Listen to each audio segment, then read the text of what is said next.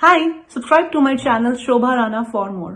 UPSC की particularly बात करें तो जैसा आपने कहा 10 लाख के करीब हर साल लोग फॉर्म भरते हैं या लोग तैयारी करते हैं और 1,000-1,200 के करीब जो हैं वो निकलते हैं। उनमें से भी 250 ही आईएएस और आईपीएस ऑफिसर्स बनते हैं। राइट, तो इतना का मतलब 0.01% सक्सेस रेट है अगर हम देखें तो इतना स्लिम सक्सेस रेट है। तो क्या इसका ये मतलब है कि बाकी जो सारे लोग इस रन में हैं क्या वो सारे फेल्ड हैं, फेलियर्स हैं? और अगर इसका ये मतलब नहीं है तो आप फेलियर से अपना रिश्ता कैसे इम्प्रूव करें? What is the best way to look at your failure objectively? क्योंकि जब हम फेल होते हैं हम बहुत सब्जेक्टिवली देखते हैं। सब्जेक्टिवली देखना मतलब in association with multiple things देखते हैं कि मैंने कितने घंटे मेहनत की, मैंने कितने अटेम्प्ट्स कर लिए, मेरे साथ में कौन कौन थे वो निकल गए, मेरे साथ जो लोग अभी जो पहले अटेम्प्ट में थे वो निकल गए, मैं कहाँ पे कोचिंग जा रहा हूँ वहाँ पे क्या माहौल है। तो आप इन सब के एक तरह से परव्यू में इन सबसे घिर कर अपनी फेलियर को देखते हो सब्जेक्टिवली, तो मुझे लगता है वो और मैग्नीफाई हो जाती है।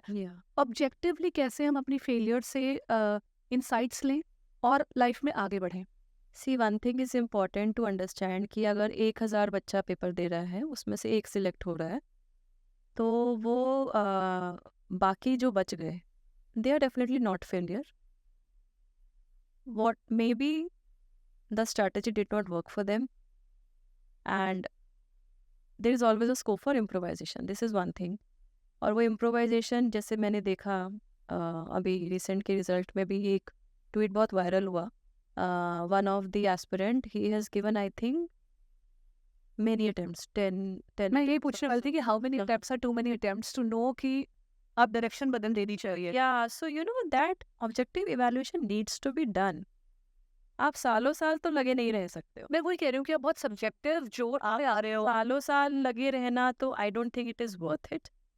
And there are many other options available, many other opportunities available beyond civil services also. For example, आप जैसे मैंने बताया कि आपका बर्निंग डिज़ायर क्या है। ठीक है, मान लिया कि आप अपने आप को एक आईएएस ऑफिसर के रूप में विजुलाइज कर रहे हो। अब मान लीजिए आपने 2 3 4 अटेम्प्ट्स भी दिए और अगर आपका वो नहीं हो पा रहा है, you have to accept that reality.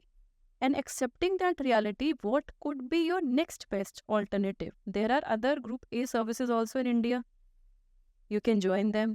Or for example, if you're professionally qualified, you had some work experience earlier also in private sector, you can go back.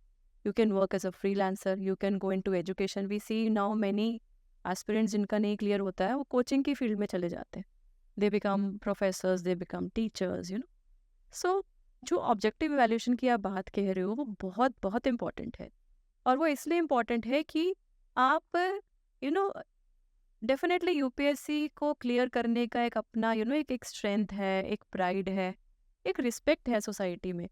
But that should not keep on ऐसा नहीं कि उसी में ही आप लगे रहो। There has to be some cut off. For example, I said कि मैंने सोचा था कि मेरा सेकंड बेस्ट अटेम्प्ट होगा, हो सकता है कि मेरा सेकंड में क्लियर नहीं होता। आई एम नॉट श्योर कि मैं उस टाइम में क्विट कर जाती या मैं नेक्स्ट एक और देती। I am still not sure about that. But yes, I was not that kind of a student कि जो और बहुत साल लगे रहे।